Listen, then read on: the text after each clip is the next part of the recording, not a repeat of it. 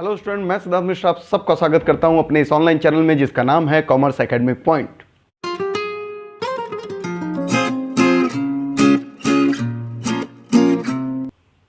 Student, आज business studies के class में एक नया टॉपिक स्टार्ट करेंगे हम लोग। पिछले कई सारे क्लासेस हम लोगों ने कर रखा है। आज का जो नया टॉपिक है वो है फंक्शंस ऑफ मैनेजमेंट के ऊपर। स्टूडेंट, पिछली क्लास में मैंने इस टॉपिक को स्किप कराया था। मैंने बताया था कि इसे मैं बाद में कराऊंगा क्योंकि इस टॉपिक से रिलेटेड और भी टॉपिक्स हैं जिनको एक साथ समझाने में मुझे आसानी होगी। तो वो टॉपिक आज मैं पिक कर रहा हूँ, फंक्शंस ऑफ मैनेजमेंट। और मैं आपको बता दूं ये टॉपिक बहुत ज़्यादा इंपॉर्टेंट है क्योंकि इसी के ऊपर आपका पूरा का पूरा पार्ट ए का बिजनेस स्टडीज का पार्ट ए पूरा डिपेंडेंट है। यही फंक्शंस ऑफ मैनेजमेंट ही आपके पूरे सिलेबस के अंदर है। तो फंक्शंस ऑफ मैनेजमेंट के अंदर आज तो हम लोग बहुत फास्टली पढ़ेंगे, उसे बहुत ज़्यादा फास्टली पढ़ेंगे क्योंकि सिर्फ मुझे ओवरव्यू देना है। क्योंकि उन सारे फंक्शंस ऑफ मैनेजमेंट पर पूरा का पूरा आपका एक एक चैप्टर है, तो वो पूरी डिटेल और डेप्थ में अंडरस्टैंडिंग हम लोग उन चैप्टर्स के अंदर करेंगे। बट फिलहाल आज समझ लीजिए तो मैं आपको पूरे बिजनेस स्टडीज का सिलेबस का एक तरीके से ओवरव्यू दे रहा हूँ क्योंकि फंक्शंस ऑफ मैनेजमेंट ही आपका पूरा का पूरा सिलेबस है जो क्लास 12th के अंदर आपको पढ़ना है। तो स्टूडेंट, अब हम लोग स्टार्ट कर रहे हैं फंक्शंस ऑफ मैनेजमेंट। तो चलिए स्टूडेंट, सारे बच्चे आ जाए पेज नंबर 31 के एकदम लास्ट में, जहां 1.7 फंक्शंस ऑफ मैनेजमेंट का एक टॉपिक दिया हुआ है। ये देख सकते हैं स्टूडेंट, फंक्शंस ऑफ मैनेजमेंट का आपको एक टॉपिक यहां पर दे रहा है। तो फटाफट उस टॉपिक पे आ जाएंगे आप सारे बच्चे। और फंक्शंस ऑफ मैनेजमेंट स्टार्ट करने से पहले मैं आपको एक शॉर्टकट यहां पे लिख रहा हूं जिसे आप भी अपने बुक्स में जरूर लिख लेंगे क्योंकि ये शॉर्टकट्स आपको सीखने में बहुत मदद करेगा। एक्चुअली फंक्शंस ऑफ मैनेजमेंट को शॉर्ट में बोला जाता है पॉस डीसी, POSDC। अब आप पूछेंगे सर ये पॉस डीसी का क्या मतलब है? सुनने में ही बड़ा अजीब लग रहा है, पॉस डीसी, इसका फुल फॉर्म बताइए। तो सुनिए स्टूडेंट, पॉस डीसी का मतलब क्या होता है? POSDC का मतलब होता है P for planning, O for organising, S for staffing, D for directing and C for controlling. तो this is functions of management. ठीक है, इसके अंदर की चीजें अभी हमें नहीं पता, बट अगर शॉर्टकट में हमें याद करना पड़े तो क्योंकि ये शॉर्टकट आपको आसान बना देगा, वो पूरे के पूरे सीक्वेंस में आपके दिमाग में वो चीजें भरी रहेंगी। तो दैट इज पॉस डीसी। अब इसको मैं एक स्टोरी से समझाऊंगा आपको, एक मूवी के स्टोरी से मैं आपको समझाऊंगा। तो पूरा का पूरा फंक्शंस ऑफ मैनेजमेंट आपको लगेगा अरे सर ये तो बड़ा आसान हो गया, इसमें तो कुछ था ही नहीं। एक चैप्टर में एक टॉपिक है या एक पूरा बिजनेस स्टडीज का सिलेबस है, मगर एक छोटे से एग्जांपल से आपको ये पूरा का पूरा फंक्शन समझ आ जाएगा। अब सोचना स्टूडेंट कि आप देखते होगे मूवी, और कई मूवीज के आपने मेकिंग ऑफ भी देखे होंगे कि इसमें कैसे मूवी बनती है। अब सोचना एक व्यक्ति है जो एक मूवी बनाना चाहता है। अब उस व्यक्ति के दिमाग में स्टोरी चलना स्टार्ट होती है। वो पहले कहानी बनाता है, उसके सीन्स सोचता है, उसके क्लाइमेक्स सोचता है, ये सारी चीजें सोचता है। यहां पर वो क्या कर रहा है? सोच रहा है, यानी एक स्टोरी बना रहा है जिसके ऊपर उसे मूवी बनानी है। वो पूरी की पूरी स्टोरी सोच रहा है, प्रोसेस ऑफ थिंकिंग कर रहा है। यानी यहां पर सोचना जो है इसको बोलते हैं प्लानिंग। यानी पहला फंक्शंस अगर वो करना चाह रहा है तो क्या है? प्लानिंग। यानी दैट एक्टर या फिर वो राइटर वो सोच रहा है स्टोरी को, दैट इज प्लानिंग। यानी thinking before acting is planning. तो पहला स्टेप आपके दिमाग में आ गया, अच्छा सर मूवी के एग्जांपल से तो ये बड़ा आसान लग रहा है। क्या करना है हम लोग को? एक मूवी बनने से पहले कहानी सोची जाती है, उसके पूरी स्टोरी लाइन लिखी जाती है, डायलॉग सोचे जाते हैं, उसके क्लाइमेक्स सोची जाती है, उसकी ये सारी चीजें सोची जाती हैं और इसी को कहते हैं हम लोग प्लानिंग। तो चलो भैया, पूरी स्टोरी तय हो गई, सारे माइंड में उसके बन गया कि अच्छा मुझे क्या बनाना है, दैट इज उसने प्लान कर लिया। अब प्लान करने के बाद उसे क्या करना पड़ेगा? क्योंकि उसे पूरा का पूरा अब वो रिसोर्सेस जो उस मूवी को बनाने के लिए चाहिए उसे अरेंज करना पड़ेगा। इसको बोलते हैं हम लोग ऑर्गेनाइजिंग। यानी पूरी की पूरी अपनी जितनी भी रिसोर्सेस उस सोचे हुए उस प्लान को करने के लिए, उस स्टोरी को मूवी में कन्वर्ट करने के लिए जो उसे रिसोर्सेस चाहिए, जैसे उनकी वो ग्रुपिंग करेगा, जैसे उनका वो ऑर्डरिंग करेगा, जैसे उनका वो अरेंजमेंट करेगा, इन सब को बोलेंगे हम लोग ऑर्गेनाइजिंग। तो डायरेक्टर ये सारे रिसोर्सेस का इंतजाम करता है। चलो भैया, ऑर्गेनाइजिंग भी हो गया। अब ऑर्गेनाइजिंग के बाद डायरेक्टर के माइंड में आएगा यार मेरे मूवी का हीरो हीरोइन कौन होगा, कौन कैमरामैन होगा, कौन स्पॉट बॉय होगा, कितने कैरेक्टर लगेंगे इसके अंदर, इन सब की नियुक्ति करनी पड़ेगी, इन सब का अपॉइंटमेंट करना पड़ेगा कि अच्छा भैया ये मेन लीड में हीरो रहेगा, ये साइड रहेगा, चाचा जी रहेंगे, फूफा जी रहेंगे, ये सारे लोग रहेंगे। यहां हो रही है स्टाफिंग। यानी अपने काम को कराने के लिए अब डायरेक्टर स्टाफिंग करता है, फिर उनके साथ एग्रीमेंट करता है, उनके साथ अपॉइंटमेंट लेटर देता है कि भैया आप मेरे मूवी के हीरो रहेंगे, आप मेरे कैमरामैन रहेंगे, ये सारी चीजें करता है। और इसके अंदर जब लोगों को नियुक्त किया जाता है तो उन्हें कहते हैं स्टाफिंग, यानी स्टाफ लेकर के आ रहा है एक तरीके से। ये भी तय हो गया, चलो भाई स्टाफिंग हो गई। अब सोचना स्टूडेंट, एक्टर एक्ट्रेसेस आ गए, वो हमारे एक डायरेक्टर का एक तरीके के स्टाफ है, तो क्या अब वो अपने से पूरी की पूरी कहानी बोलेंगे ठीक है डायरेक्टर साहब हम अपने अपने घर पर शूट कर लेंगे, आपको वीडियो दे देंगे, आप बना लीजिएगा? नहीं।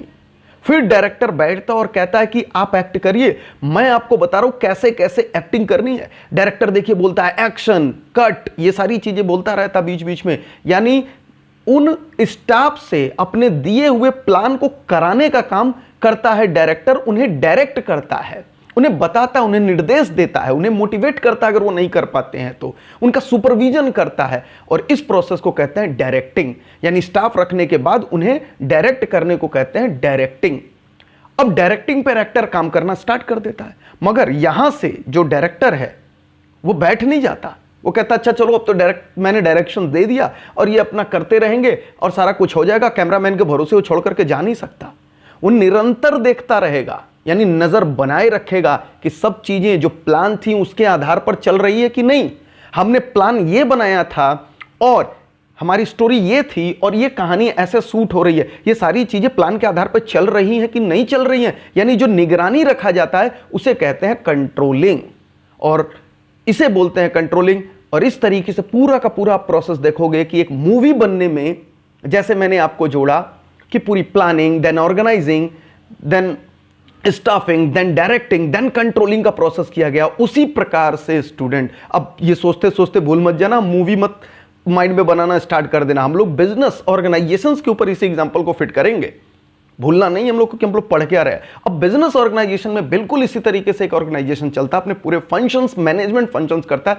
सबसे पहले प्लान करता है, यानी उसकी ऑब्जेक्टिव्स क्या है एक ऑर्गेनाइजेशन की, प्लान बनाता है कि हमें करना क्या है, हमें प्रोडक्शन करना है, सर्विस देना है, क्या करना है, ये हमारा है। उसके बाद वो ऑर्गेनाइजिंग करता है, ऑर्गेनाइजिंग का मतलब सारे रिसोर्सेज लाएगा, डिपार्टमेंटलाइजेशन करेगा, सब चीज को ऑर्डरली अरेंज करेगा।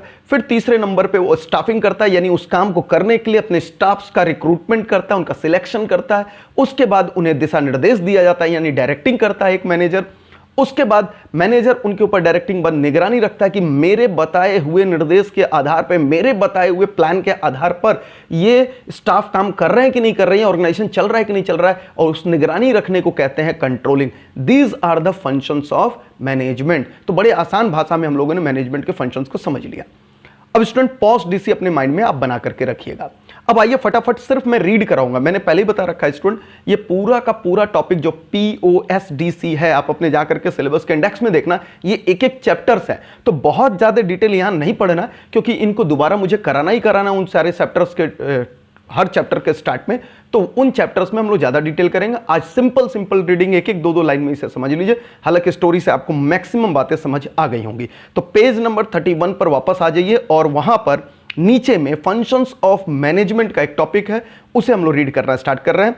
और आप देख सकते हैं यहां पर सबसे पहले कह रहा है regardless of the size and nature and type of organization all managers have to perform some basic functions which are, यानी चाहे ऑर्गेनाइजेशन छोटा हो बड़ा हो, किसी प्रकार का हो, क्या बनाता है कैसा है उससे फर्क नहीं पड़ता, लेकिन हर मैनेजर को कुछ बेसिक फंक्शंस परफॉर्म करने होते हैं, और वही बेसिक फंक्शंस होता है POSDC, POSDC। चलिए स्टूडेंट, अब हम लोग देख रहे हैं नंबर 1 पर है हमारा प्लानिंग। अब देख सकते हैं, डिस्कस तो हमने बहुत पहले कर लिया, फिर भी प्लानिंग देखें क्या बोल रहा है इसमें। कह रहा है planning is always the first functions performed by every manager। सबसे पहला फंक्शंस होता है जो परफॉर्म किया जाता है। Planning refers to deciding in advance what to do, how to do, when to do and who is going to do it। आपको पूरी कहानी आपको टच हो रही होगी, अच्छा सर क्या होगा, कैसे बनेगा, कौन करेगा, क्या करेगा, थिंकिंग कर रहे हैं, सोच रहे हैं यहां पर। तो इतनी रीडिंग बहुत है स्टूडेंट, आप चाहो तो इसके अंदर एक लाइन ऐड कर सकते हो, लिख सकते हो। थिंक बिफोर यू एक्ट को कहते हैं हम लोग प्लानिंग। तो मैं यहां पर छोटा सा लिख देता हूं प्लानिंग के अंदर, आप भी अपनी किताबों पे लिख सकते हैं थिंक बिफोर एक्ट। सोचिए करने से पहले, तो इसलिए थिंक बिफोर एक्ट कर दिया हमने। तो ये इतना बहुत है आपको इस टॉपिक के लिए। अब हम लोग नीचे चल रहे हैं। पी हो गया हम लोग का, प्लानिंग हो गया। अब हम लोग ऑर्गेनाइजिंग में पेज नंबर 32 पर हम आएंगे और 32 पर आप देखेंगे यहाँ पर ऑर्गेनाइजिंग है। और ऑर्गेनाइजिंग कोई फास्ट तरीके से हम लोग पढ़ रहे हैं। कह रहा है ऑर्गेनाइजिंग क्या है? After setting up the plan, next function of every manager is to organize the activities and establishing the organization structure to execute the plan. जो बातें मैंने आपको समझाई स्टूडेंट, उन्हीं बातों को आप ध्यान में रखिएगा। प्लान को एग्जीक्यूट करने के लिए जिन जिन चीजों की जरूरत होती है वो करना होता है आपका ऑर्गेनाइजिंग। उनको रिसोर्स को अरेंज करना, ऑर्डरली उन्हें अरेंज करना, डिपार्टमेंटलाइजेशन बनाना, ऑर्गेनाइजेशन स्ट्रक्चर बनाना, सब कुछ है। बाकी पूरी चीजें हम लोग डिटेल में जब ये चैप्टर आएगा तो देखेंगे। तो यहां तक बस आपको इसमें अंडरलाइन करना, इससे अधिक नहीं करना है। आगे कह रहा है थर्ड नंबर पर स्टाफिंग। स्टाफिंग के अंदर देखिए क्या कह रहा है, staffing is the third functions of the manager. It refers to recruiting, selecting and appointing the employees and assigning them duties and maintaining the coordinal relations। इसके अलावे बाकी जितनी बातें हैं वो डिटेल में इस चैप्टर्स में आएंगी, बट इन बातों का आप ध्यान रखेंगे। दैट इज रिक्रूटमेंट होता है, सिलेक्शन होता है और एम्प्लॉयज का अपॉइंटमेंट होता है स्टाफिंग फंक्शंस के अंदर। तो ये सारी चीजें आप देख सकते हो स्टूडेंट। चलिए हम लोगों ने स्टाफिंग भी कर लिया और उसके बाद हम लोग पहुंच गए डायरेक्टिंग के ऊपर। और डायरेक्टिंग को भी इसी तरीके से फास्ट पढ़ रहे हैं। कह रहे हैं डायरेक्टिंग, वंस एक बार एम्प्लॉयज अपॉइंट हो जाए तो once the employees are appointed there is need to instruct them and get the work done. यानी एक बार आप अगर एम्प्लॉय को अपने रिक्रूट कर लेते हो तो भैया आप करने के बाद उन्हें दिशा निर्देश देते हो, उन्हें गाइडेंस देते हो, उनका सुपरविजन करते हो, उनको मोटिवेट करते हो। और इसीलिए कह रहा है इंस्ट्रक्ट देम, ताकि वो आपका काम कर ले। बाकी आप आगे थोड़ा सा पढ़ोगे तो सारी बातें लिखिए। Directing refers to giving directions और instructions to the employees by motivating them, supervising all the activities of employees, communicating with them. तो इतनी बातें बहुत है, आप इतने से ये बात समझ सकते हो कि क्या कराना चाह रहा है डायरेक्शंस के अंदर। चलिए भैया, उसके बाद हम लोग आगे बढ़ रहे हैं कंट्रोलिंग के ऊपर। ये लास्ट फंक्शंस है, मेन बेसिक फंक्शन। याद रखिए फंक्शंस तो ऐसे बहुत सारे मैनेजमेंट के होंगे, बट ये बेसिक फंक्शंस हैं जो वो हर मैनेजर करता है बेसिक फंक्शंस में। अब यहां पर कह रहा है the last functions of the managers. In this functions manager try to match the, अब देखिए क्या मैच कराने की कोशिश कर रहा है। मैं थोड़ा सा कलर बदल दूं यहां पर। एक्चुअल परफॉर्मेंस कह रहा है कि एक्चुअल परफॉर्मेंस को किससे मैच कराएगा? कह रहा है एक्चुअल परफॉर्मेंस को मैच कराएंगे जी प्लान्ड परफॉर्मेंस से। यानी जो प्लान किया था उससे हम मैच करा रहे हैं कि एक्चुअली काम कैसा हो रहा है। यही तो कंट्रोलिंग है कि क्या सब कुछ सोचा था वो उसके हिसाब से चल रहा है कि नहीं चल रहा है। और अगर वो नहीं चल रहा है तो if there is no match between both then manager find out the reasons of deviations. अगर वो उसके हिसाब से नहीं चलता कि जैसा उसने प्लान बनाया था उसके हिसाब से चीजें नहीं चल रही, निगरानी देखने पर नहीं हो रहा, तो वो उनके कारण ढूंढता है कि आखिर ये बदलाव क्यों है, ये डिफरेंसेस क्यों है, ये डेविएशंस क्यों है, और उनके कारण को दूर करने का प्रयास करता है ताकि भविष्य में ऐसी चीजें ना हो। इसलिए कह रहा है and suggest corrective measures to come on the path of the plan. इसलिए करेक्टिव मेजर्स दिए जाते हैं ताकि वापस से जो प्लान किया गया था उसी के आधार पर वो चीजें बन सके। ये कहां होता है? कंट्रोलिंग पे। यानी सारे काम करने के बाद भी निरंतर देखते रहना पड़ता है प्लान के हिसाब से चीजें हो रही हैं या नहीं हो रही हैं, और अगर भटक रही हैं तो सही तरीके से सही उपाय लगा करके उन भटकाव से ऑर्गेनाइजेशन को बचाना है ताकि वो वापस से प्लान वाले रास्ते पर आ जाएं। तो these were the functions of the management, that is the basic functions of the management। मुझे लगता है कि ये बहुत है, इतना एक्सप्लेनेशन फिलहाल के लिए। चलिए स्टूडेंट, तो ये सारा काम हम लोगों ने कर लिया, फंक्शंस ऑफ मैनेजमेंट कर लिया। अब स्टूडेंट में